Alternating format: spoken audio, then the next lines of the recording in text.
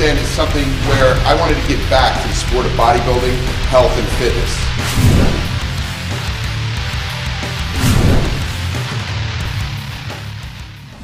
So obviously you guys know that the most important muscle of the body is the heart. That's what keeps you alive. Some people think it's the bicep, but it's not. Okay, it's definitely our hearts. And you have to do strength training 3 days a week and cardio actually 4 to 5 days a week, okay, for your heart. Not only is it good for burning fat, your cardiovascular needs to be up to lower your blood pressure, lower your cholesterol, all that other good stuff that comes with cardio. So when you do cardio, think of it as making your heart strong, okay? Cardio is the most misunderstood form of exercise. Cardio is not a weight loss tool, and that's what a lot of people use it for. It is not your weight loss tool.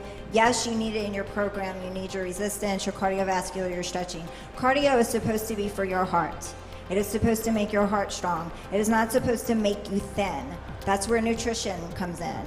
You have to set goals. And the number one thing, 80% of this is nutrition, okay? Say you're doing the strength training, you're doing your cardio, okay, here comes food.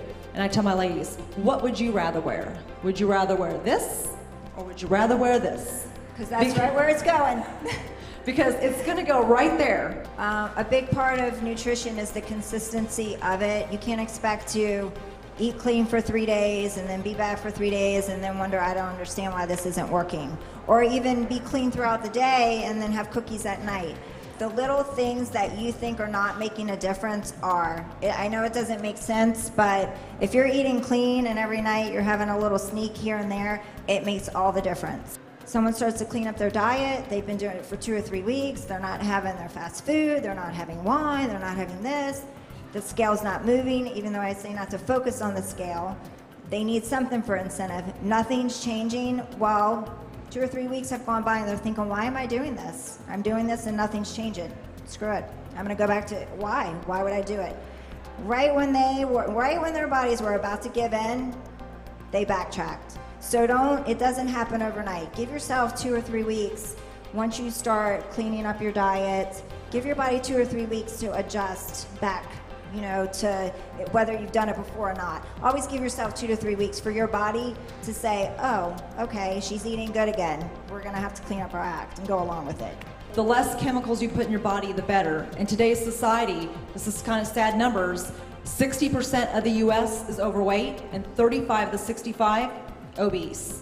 And it's because of these foods. It's sugars, it's fake sugars. Some people, oh, I'm drinking a diet soda. That's not any better. It's still a chemical, you're still putting it in your body. So go with foods like chicken, fish, almonds, apples, stuff that's made from nature. When you eat that stuff, your body processes it more efficiently than chemicals. When you're eating that other stuff, you're just backing yourself up. Inflammation, bloating, all kinds of other bad stuff happen with it. And you think, well, that's how I was raised, you know? Well, I was raised eating tortillas made with lard and refried beans, but I had to change the way I ate so I can take my body to a different level. My own story, this was years ago.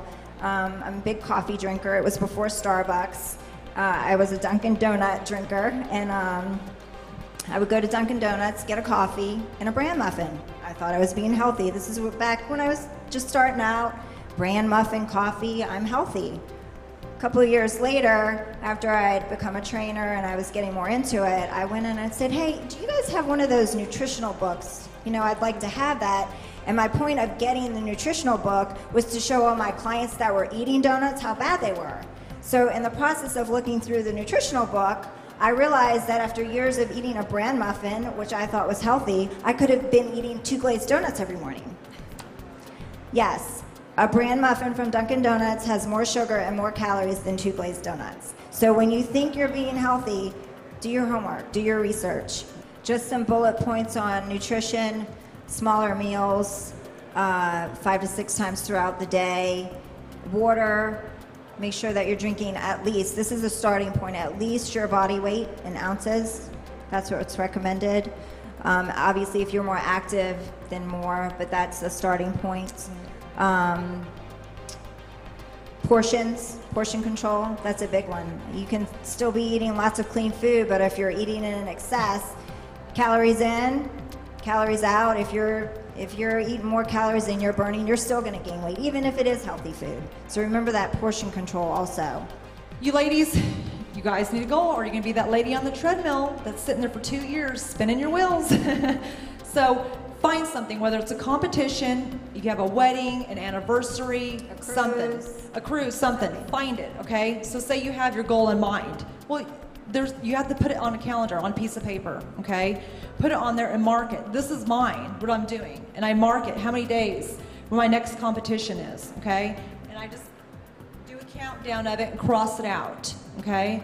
And I look at my obstacles. Like I was at the Arnold last weekend, that's an obstacle. I have to prepare my food, I have to plan it, okay? So that's what I do.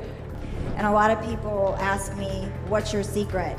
And it's not about a pill that I take, it's not about the latest infomercial machine they have, it's about consistency and the fact that I actually do it. I don't doubt that all of you in this room pretty much know exactly what you have to do, but you have to do it. And that's the secret. The secret is about being accountable to yourself, especially when you decide to bring it to the next level or you decide you want to lose weight. No one is forcing you to do that. You need to go into it with a mental note to yourself, I'm choosing to do this, and this really helps a lot because it's hard if your circle of friends is not on the same page as you. You go out to dinner with them, oh, just have one piece of cake. You have chosen to lose the weight. Make sure that you tell yourself that because it will get you through that meal of not having dessert. Always make sure you do that. Right, just keep your eye on the prize. Remember, like, you know it's what? your goal. No one is forcing you to your goal. I also want to touch base on, if you don't know much about it, you want to hire a trainer, okay? Buy books on fitness, magazines like Oxygen, Fitness RX. New one, Fit Over 40. For ladies and older. Yeah, find something in your age category. If you're a runner, do Runner's World. Find something that's going to interest you to keep you going and keep you educated about it. Because if you don't know anything about it going into it, yeah, you can scale back and not push yourself. Set some goals, get some magazines. If you're serious about this, take a picture of yourself, like those transformations. Take a picture of yourself, put it up there. Get your calendar out. Okay, I'm doing this in 12 weeks. Mark it down, do a countdown, and just play that game with yourself. This is your own personal game that you're playing to get there. And when you get there, it's such a high. You're like, wow, I actually did it. The women's seminar went great. We had a great turnout. We had more women than we even expected. The women were very receptive. After the seminar itself, we got a lot of great feedback. I thought the seminar was good for any kind of fitness level. That's what I thought was really cool, that the women talked about real basic things, and then they talked about higher on the scale the women who compete, who are really, really into fitness. It was very informative for all levels of fitness, I guess, someone who's just starting out and someone who's been working out for years. That's what I thought was really cool about it. Dragon's Den seminar was women's health and fitness, and today we covered strength training, cardiovascular training, nutrition, competition training, and then goal setting. We talked about a lot about motivation, how to get to your goals, how to push harder.